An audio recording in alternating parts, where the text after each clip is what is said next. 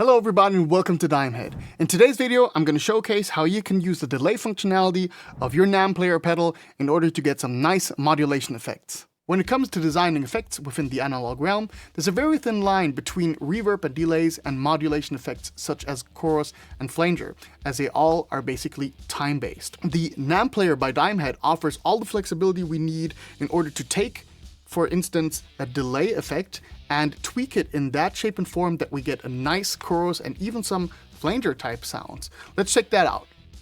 I already now got the NAMM player set up with a tone which is fairly clean, has a little bit of delay and a little bit of reverb.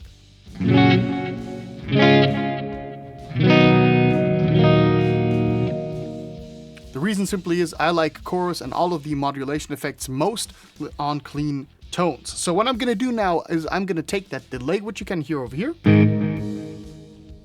and I'm going to kind of utilize that and abuse that in order to shape my chorus tones.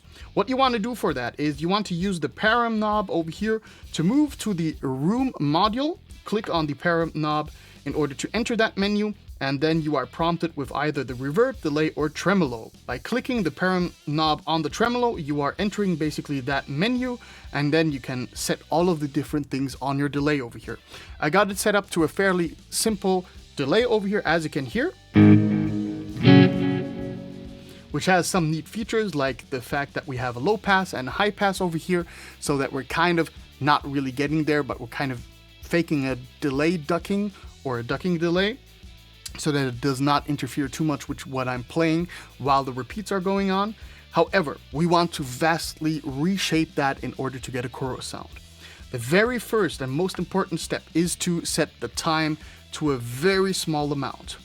Now, here is where the NAMM player excels because we have an incredible time range. We can set it up to an astonishing 6 milliseconds. That's super close to the real signal which we're playing, and it already gets a chorusy, shimmery verb when I play now. There's already something happening over there, but we're not quite there yet that we get a chorus. So let's leave that where that is, and now we're gonna set the mix and the feedback to somewhere around 50. It can be higher and a little bit lower based on your preferences, but that's just what I personally like to set up as a first measurement to then continue on. The high and low pass are very nice for delays. However, when it comes to chorus, I want to use the full spectrum of the frequency band, and so I'm gonna take away the high and low pass. Now, the last step is to basically add LFO depth. According to taste, I personally like to go with somewhere around 20%. So all of these settings combined should already give us a quite decent chorus sound.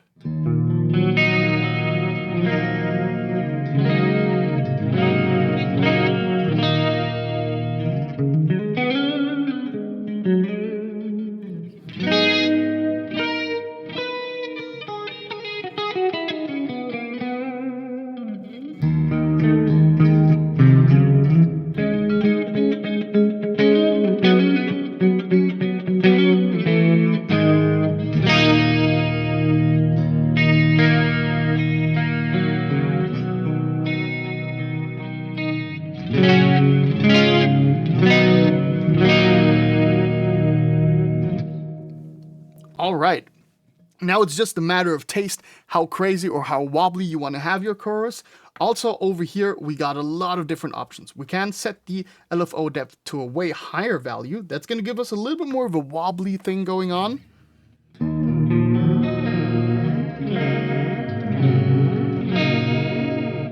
It's kind of like the detune thing. And we could now enhance the speed a little bit. Let's go with 2 or 3 hertz. Let's go with 3 hertz. Now we're already getting into very weird territory, but we have all of these options. We could go with the LFO depth and set it quite low, actually.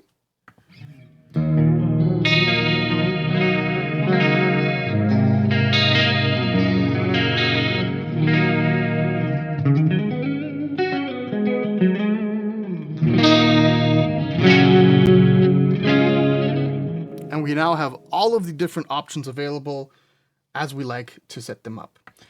I'm now going to try and go ahead and set something which has a little bit more of a flanger touch.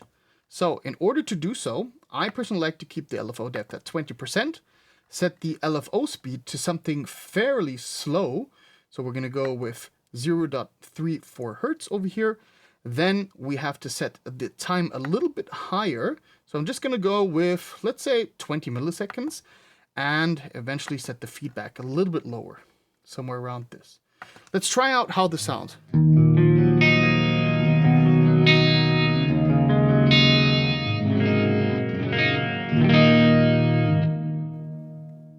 That sounds not bad. We could now go ahead and set the mix a little bit higher so that that effect becomes more prominent.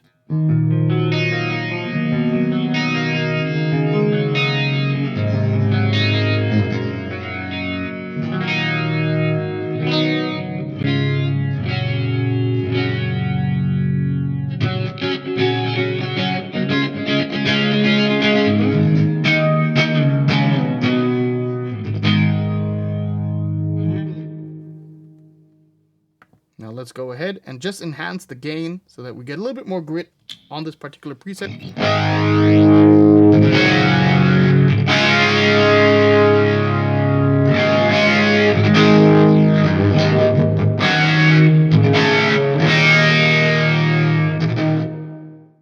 Alright, so now that you know how to use the delay functionality of your NAMM player pedal in order to reshape it so that you get some nice modulation effects, it's time for some Spacey riffs, don't you think so as well?